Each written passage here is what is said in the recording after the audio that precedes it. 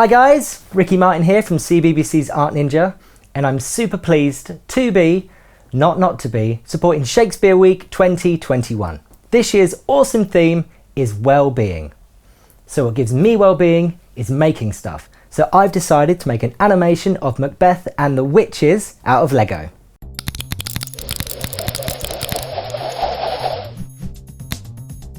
Ooh, that felt weird. Now I'd like you to have a go at making an animation yourself, and I'm going to set you up with some great tips and hints to make an excellent animation. Number one is mega simple. It's scenery. Now scenery doesn't have to be all bells and whistles, loads of models made. You can if you want to, obviously. But a really simple thing to do is to paint some coloured shapes on a piece of card or paper. So what I've done here is some green blobs for bushes and shrubs.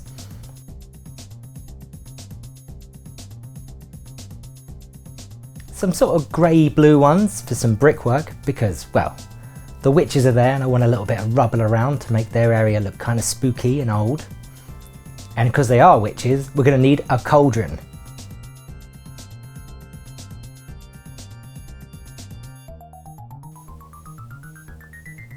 Now I've painted the shapes, just going to go around those with a black pen to put in a little bit of detail and to give them some definition.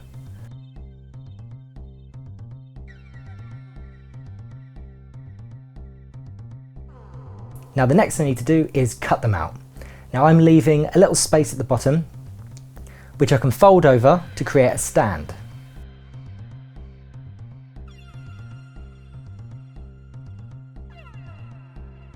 Now if your scenery isn't standing up, just cut off a little triangle of card like this and sticky tape it to the back, just so it's nice and solid.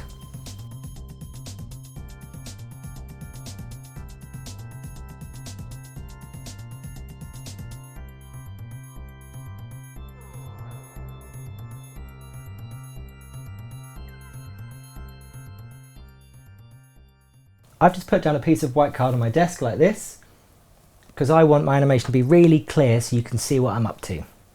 Then I can dress it with my little bits of stage that I've made. I might reposition these later. There's a cauldron in the middle.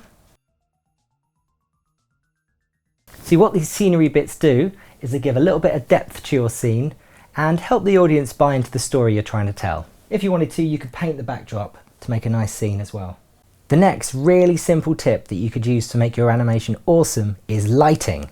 Now you can animate in the light of day, but what happens is you get a kind of flickery effect. Now I kind of like that, you might like it too, but if you want it to look nice and crisp without that flickery effect, just close the curtains or the blinds and use one lamp. And that lamp will give you a single light source and make your animation super clear and not flickery. Now I've got my phone on a tripod here, and it's clipped in with a little selfie stick clip. If you don't have something like this, you could prop your phone against some books, you could make a little stand out of card, or a really simple one, use some modelling clay or some sticky tack and just pop it into the sticky tack and then position it to where you want your shot. The reason we use a tripod or a makeshift tripod is to hold the device super still so that your audience can totally concentrate on your masterpiece rather than it moving around. Of course, if you want to have a bit more dynamic movement in yours, just do it handheld. Now I'm doing my animation just on my phone using an animation app. My favourite one is simply called Stop Motion and it's available on Android and iOS and is absolutely free. It's super easy to use, but I'm going to give you a couple of hints of how to set it up ready. Animation is a sequence of photographs or drawings called frames that are played back in quick succession to create the illusion of movement. Now when I animate at 12 frames a second and that makes the animation super smooth. I'm just going to show you how to set that up. Little side bit here, you have a little setting button in the corner that looks like a cog. You touch that and at the beginning is a little stopwatch, and what you want to do is just roll that up to 12 frames a second. Now to get back to shooting your animation, just press the little camera. Now you can experiment with using less frames. I find it's still quite smooth around 8 frames. But it does start to get a little bit juddery. And if you're feeling super pro, you can put it up further than that, but the eye doesn't really notice much more than 12 frames a second and it will look super smooth. Now what I like about this app is it's super simple. When you want to take a frame, you just press the red button. Now this animation app has a tool called onion skinning, and it is super useful for animators. What it does is when you take a frame, it remembers that frame and shows you it as a semi-transparent overlay so you can position your next frame. So if I take a frame like this, get my shadow out of the way, put my hand in, look at that. Little ghosty Macbeth still there. Now that way, I can decide how far to move him for the next frame, and then take that one. Now a little tip here, just to work out how far to move your character between frames. If you want your character to move quite slowly, to have very smooth movement, only move it a very tiny amount. So for instance, from this position here, just to there, that's going to make, when they play back, a nice smooth movement.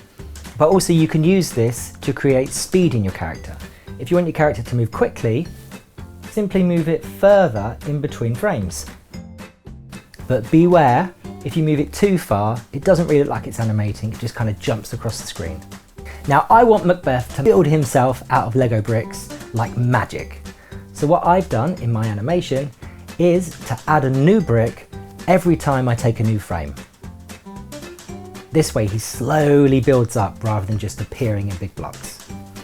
And what I've also done is I've rotated him ever so slightly each time, so it's like a little whirlwind building up to make his character.